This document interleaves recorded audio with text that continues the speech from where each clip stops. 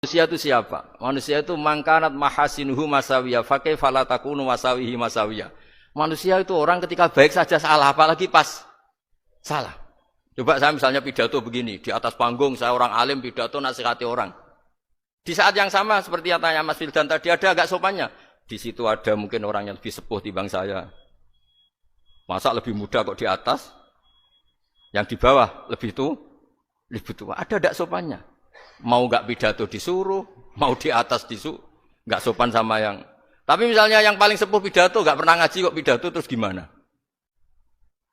Artinya ketika kita baik saja ada salahnya, apalagi pas salah.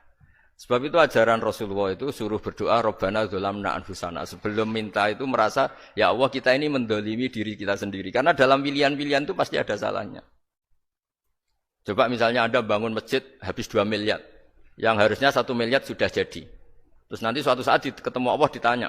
Itu ada orang miskin, fakir miskin, yatim. Andai kan kamu sumbang 1 miliar itu sejahtera semua. Gara-gara kamu bangun masjid terlalu mewah. Ya tapi kadang-kadang orang kebaikannya itu orientasinya bangun masjid. Gak tertarik nyumbang fakir. Saat itu cara berpikir gitu mau apa?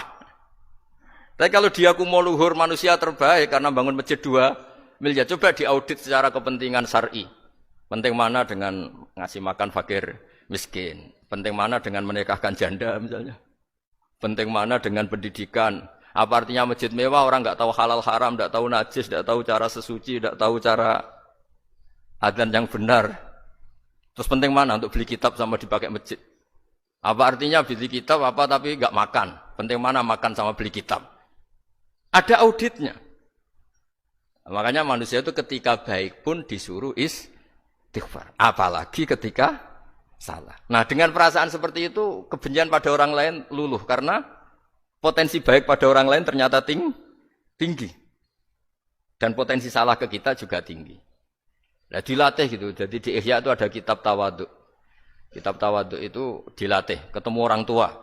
Huwa aksaru ibadatan. Dia mesti ibadahnya lebih banyak karena lebih tua timbang saya. Pasti sholatnya lebih lama timbang saya. Ketika Anda sudah tua melihat anak-anak, huwa aqallu minni maksiatan. Mesti maksiatnya tidak banyak karena masih kecil.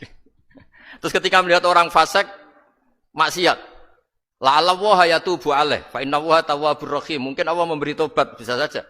Umar itu ingin bunuh Nabi, tapi Allah memberi tobat. Yang sowan kiai saja tidak mesti dapat tobat. Umar ingin bunuh Nabi, tapi Allah memberi tobat. Akhirnya ya tobat jadi Islam yang baik. Dalam sejarah Wali Songo Kalijogo sowan Sunan Bonang itu ingin garong. Tapi malah jadi muridnya jadi wali. Kalau Allah sudah menghendaki tidak ada ya. Perang Uhud orang Islam kalah itu karena panglimanya siapa? Khalid bin Walid. Tapi dia malah yang dapat hidayah. Nah, sama orang yang sekarang Anda benci bisa saja Allah merencanakan ada apa? Hidayah di situ. Dan kita yang merasa benar jangan saja ada rencana Allah bikin kita su'ul khotimah. Na'udzubillah min dzalik kan tidak pernah tahu. Nah, dari tidak pernah tahu itu orang diusahakan tawadhu. Wa ma adri ma yuf'alu bi wala bikum, kita tidak pernah tahu. Makanya meskipun saya ini kiai terus kata orang banyak itu ketop. Kalau istighfar ya nangis betul ya. Cuma kan enggak perlu di depan umum. Nanti dia ke penampilan kan ribet kan nanti. Sudah nangis enggak ikhlas, enggak mutu.